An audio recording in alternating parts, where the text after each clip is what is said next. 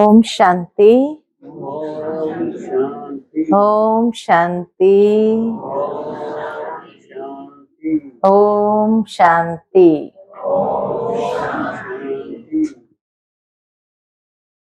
Greetings of peace from Mount Abu and a very warm welcome to all of you for today's evening program on Bhagavad Gita. Bhagavad Gita is the most holiest book of the whole world for humanity, I would say, because this is the only holiest scripture which has these words, God speaks in the first person.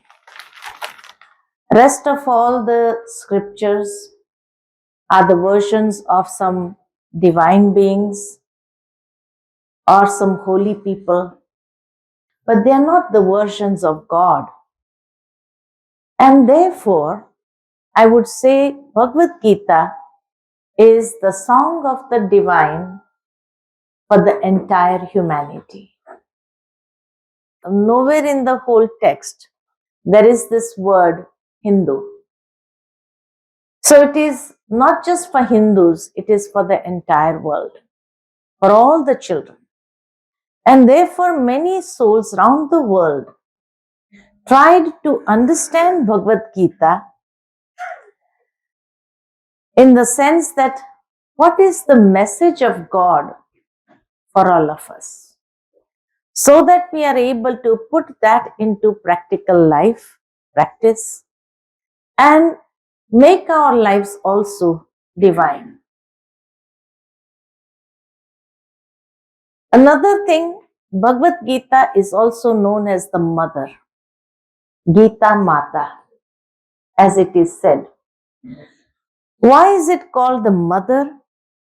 Because just as a mother sustains a child and gives the child sanskaras, how to be in the world, gives the courage, gives the power, so that he can be in the world, be something in the world. Similarly, Bhagavad Gita also gives us those valuable lessons, sanskars, or that courage, himmat, and together with that the power also, so that we can be something in this world. Another thing why it is known as the mother, Gita Mata, just as if a mother has 4 children,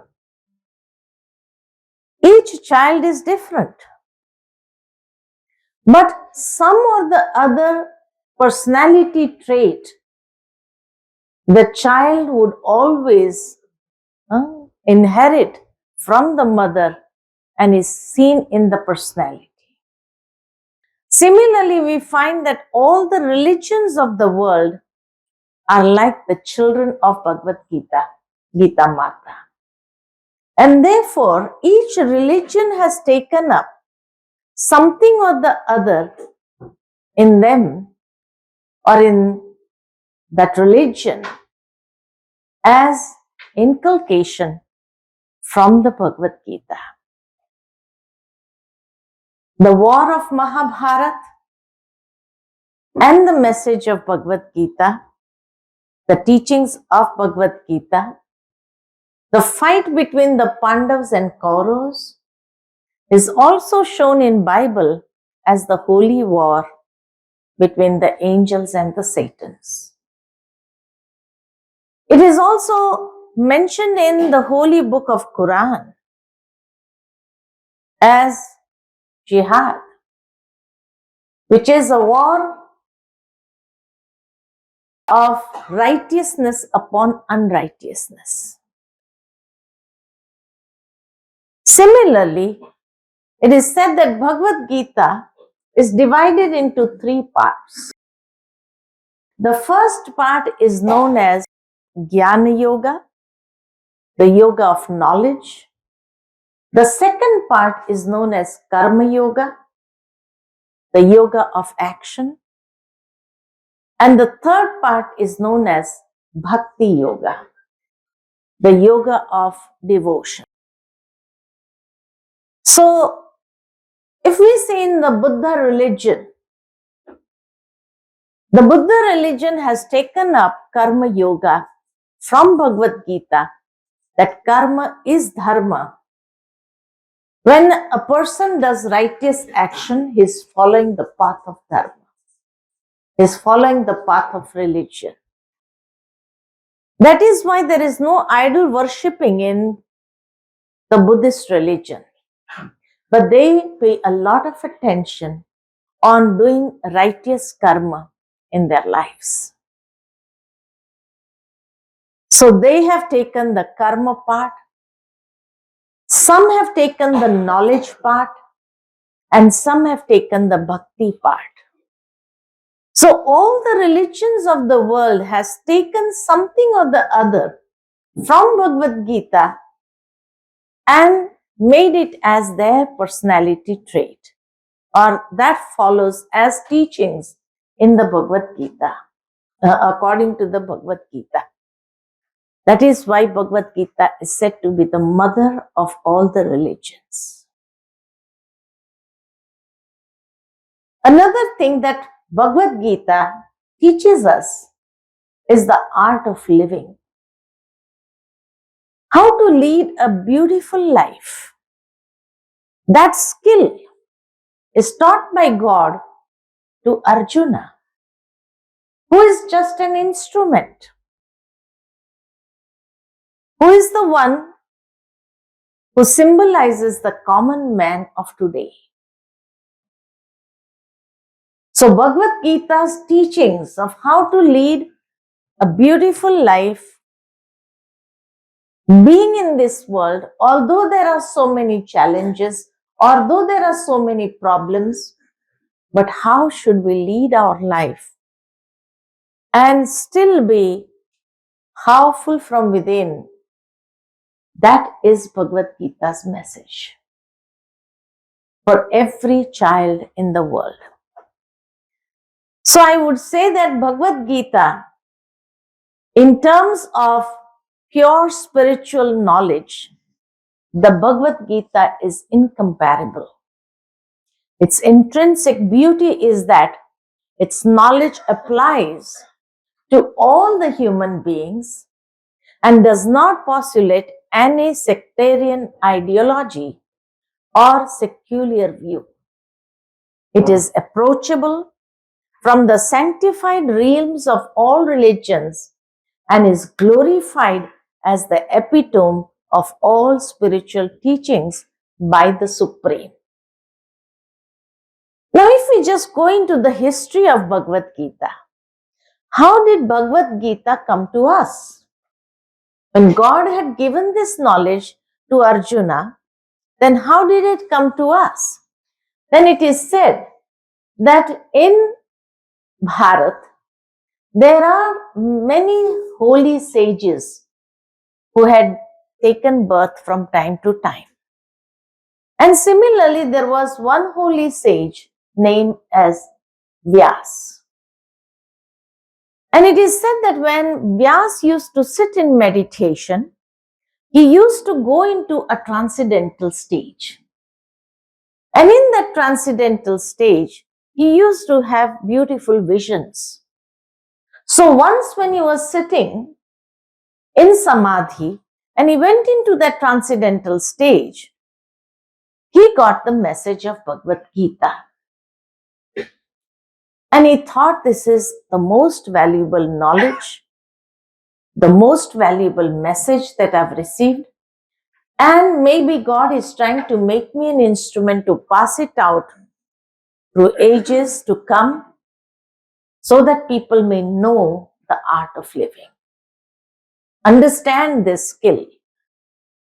But after coming down from that transcendental stage, he tried to write down the message. But it is said that those things that we are able to get in the transcendental stage sometimes is forgotten. So the first day's message we have not received because he was not able to write it down. Then it is said that he invokes God and praise to God, "Oh God, you're giving me such a beautiful message.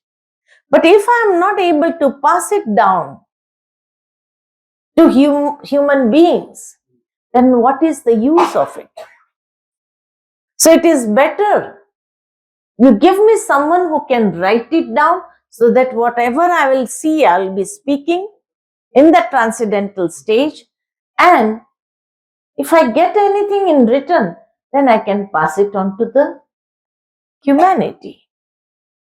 And so it is said that he was asked to invoke Ganesha. So in the Mahabharata, it is said that in the first chapter, Adi Parva, the 77th verse says that he invokes Ganesha to be his writer and says to him, "O Ganesha, you become my writer. To write this epic of Mahabharata, the knowledge that I'm relating to you is the expansion of the imagination of my mind, which is conceived in a very elevated consciousness, that is the Samadhi stage."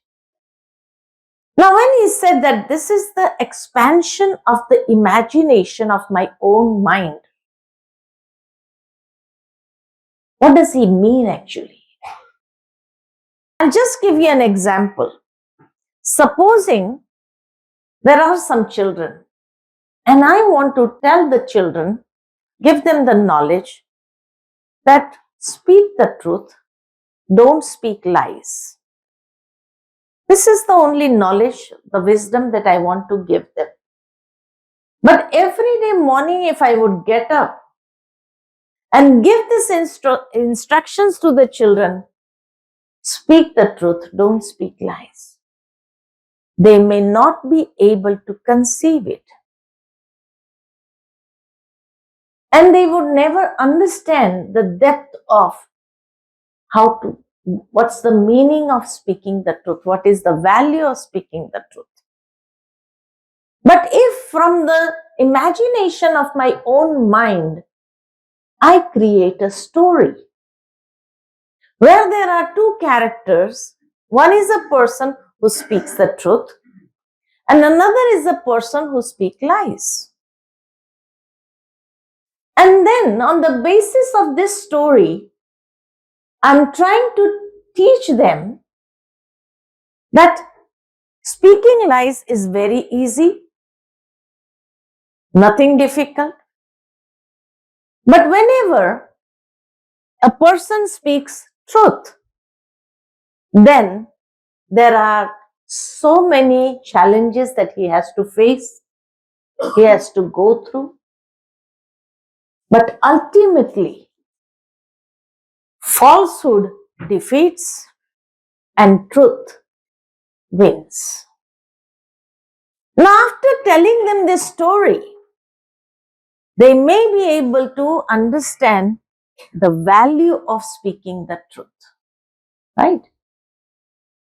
And then during their lifetime, if any such challenge comes in front of them, where they have to make a choice to speak the truth or to speak the lies, and they are reminded of that story, and ultimately, by remembering that story, if they think, those children think, let me experiment. They are mentally prepared that yes, there are many challenges that may come in front of them, but ultimately there is victory. So with this, they make a choice of speaking the truth. And when they go through all the challenges which they have set their mind for, and ultimately when they win, They are so happy. They understand the value of speaking the truth.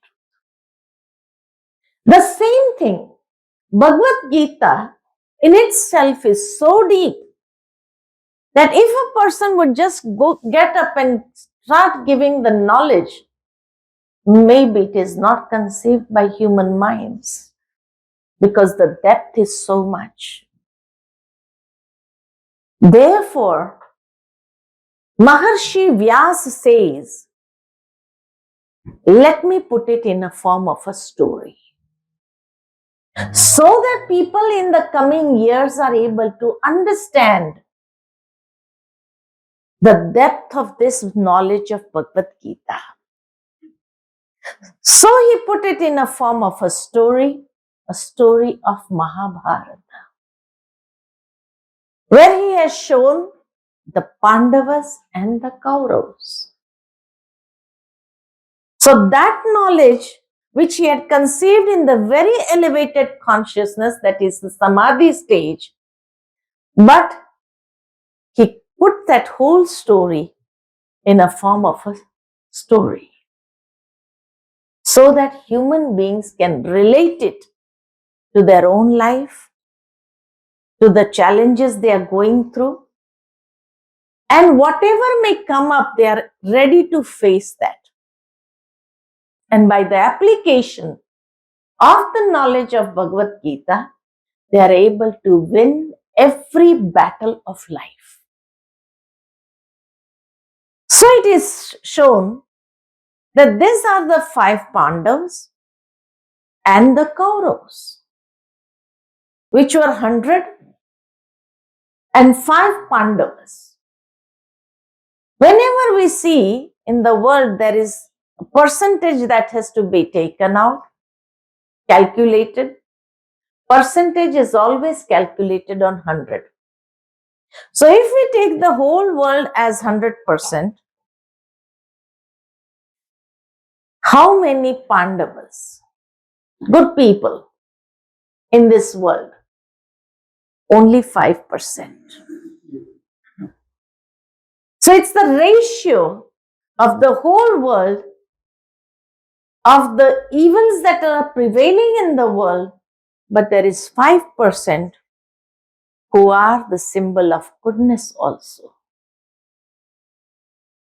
And we have to make a choice whether we have to be on the Pandava side or the Kaurava side.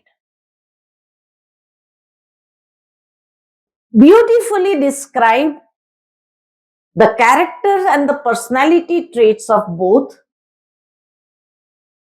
who the Pandavas are and who the Kauravas are. So it is easy for us to make this choice what I want to be in my life, because battle is there constantly that we are going through. But in this battle, where do I stand? I have to see that. It reminds me that 500 years ago, when Nostradamus, he saw the future of the world in a globe and he wrote it down, all that he saw. But he wrote it in a poetic language, a very rich language, which is hardly understood till today. And when things happen, then they would say, yes, Nostradamus had said this. But we did not understand at that time. So nobody is able to take up the precautions beforehand or keep that readiness beforehand as to what is going to happen.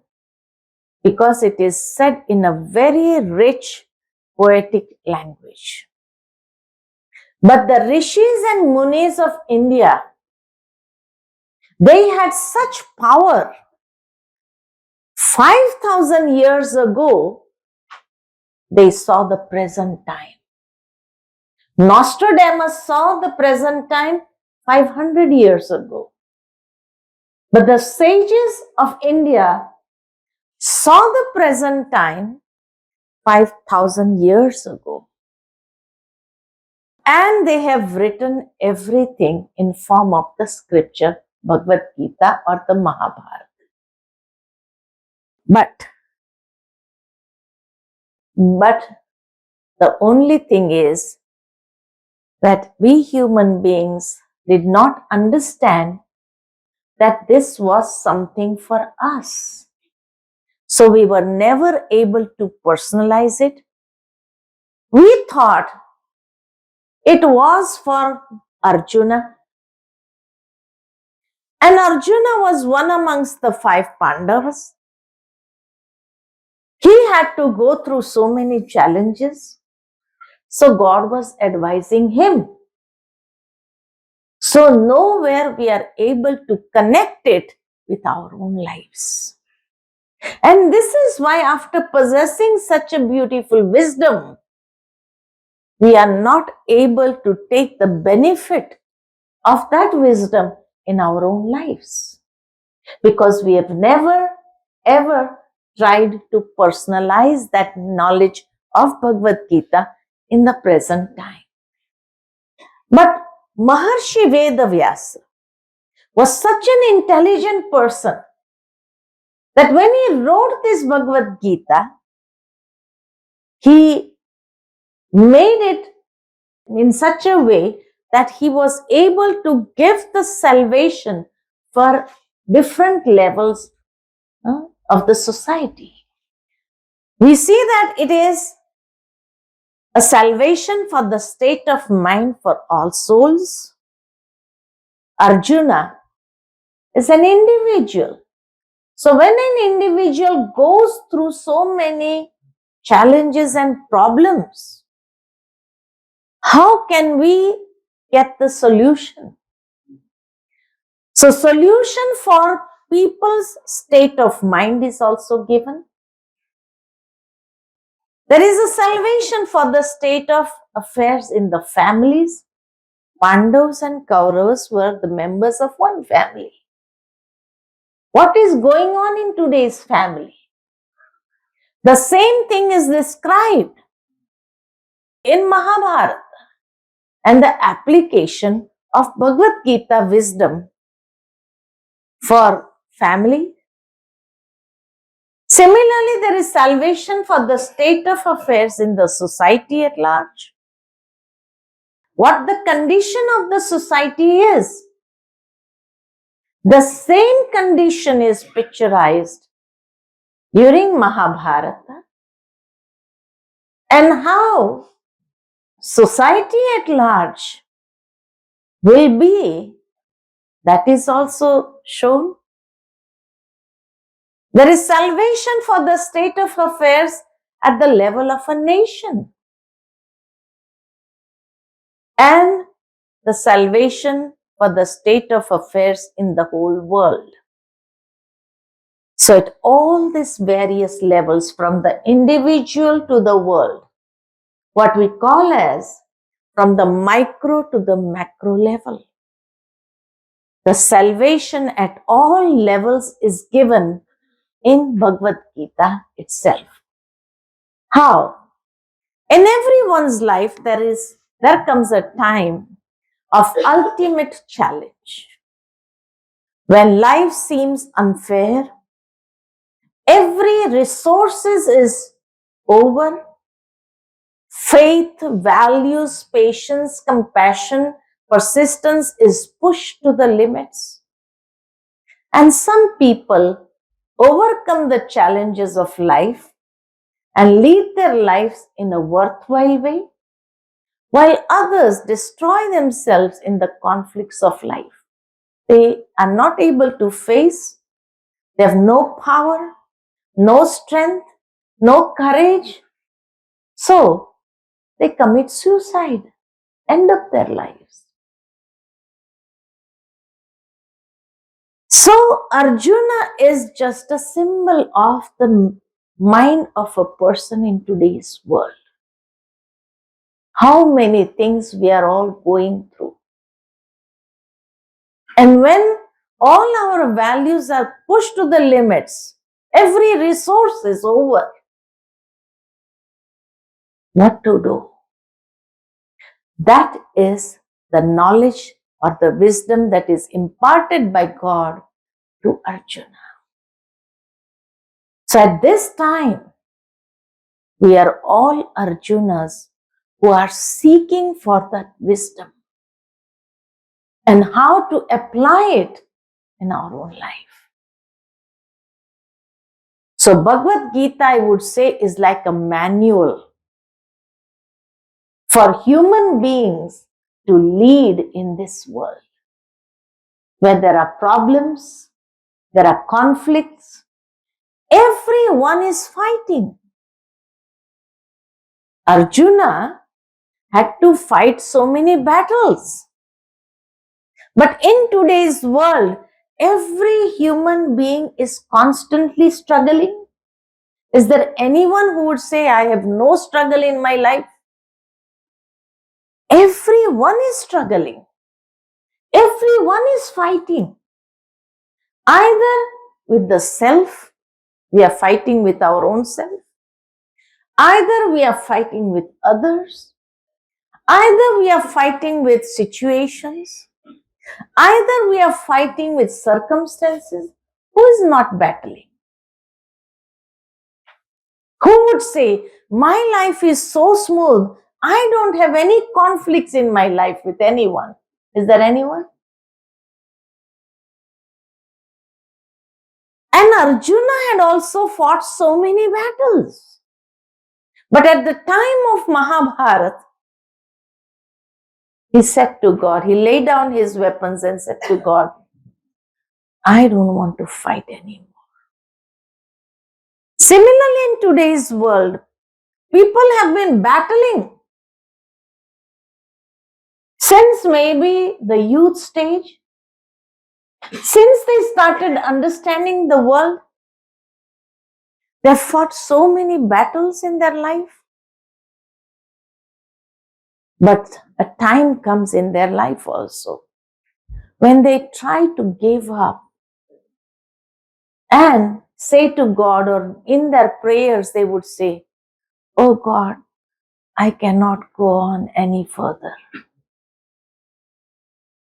My strength is not there. I don't want to fight anymore.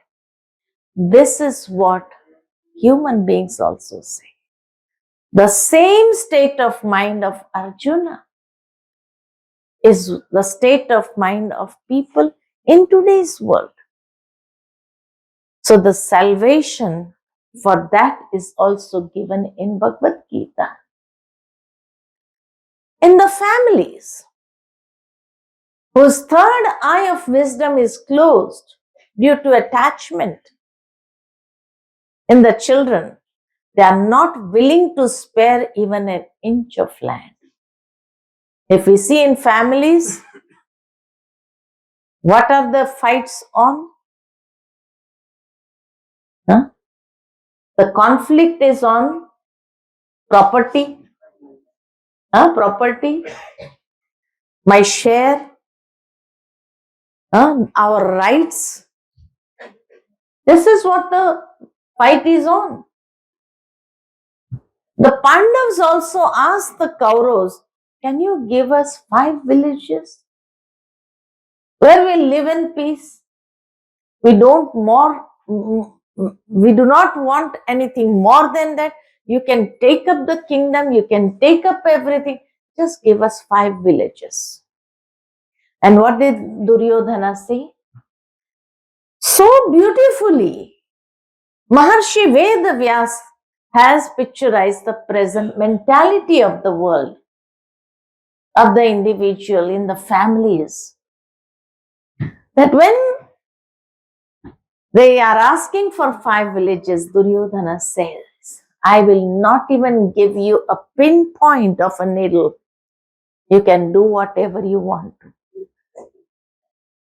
And the elders of the family, they are not able to speak a word of justice.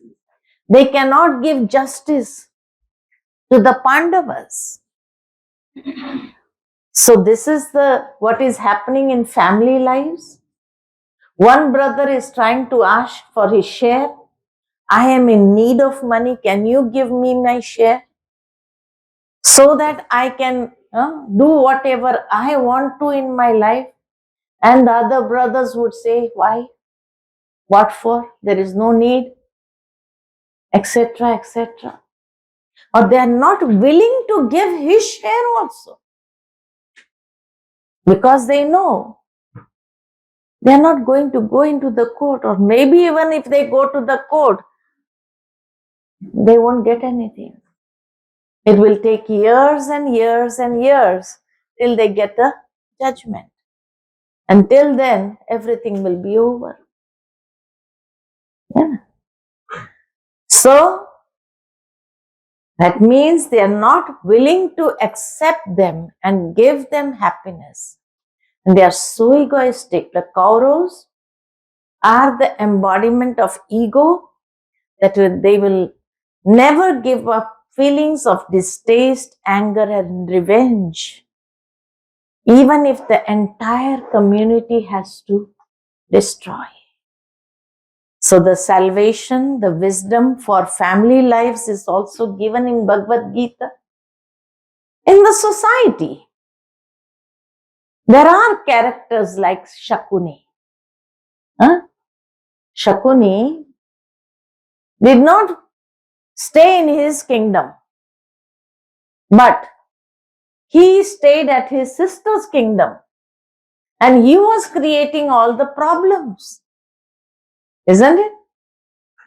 Shakuni is such a person who was trying to bring this inequality and the feelings of hatred amongst the Pandavas and Kauravas. He had enjoyment in making them fight. Right? And he was an expert in what? He was expert in what? Shakuni was expert in manipulating chess. Not chess, what we say in today's world as the game of dice or jua. Jua? Right? And it is said that the dice also used to listen to his thoughts and would always fall what he had thought. Initially, he will make people win, but after that, he will make them lose everything in life. And today, what is going on in the world? The same thing. On every phone. So, who is that Shakuni in our lives? Mobile. Mobile is the Shakuni. Yeah. After every call, you'll get a ad of Rummy, play this, play that, play, and many people are targeted. Those with weak minds are achieving without efforts. They get into the game. Initially, they win 1 or 2 games, they win. But afterwards, they lose everything. They lose everything. And before they can realize, everything has gone. This is what is happening in the society. And so, Shakuni's target was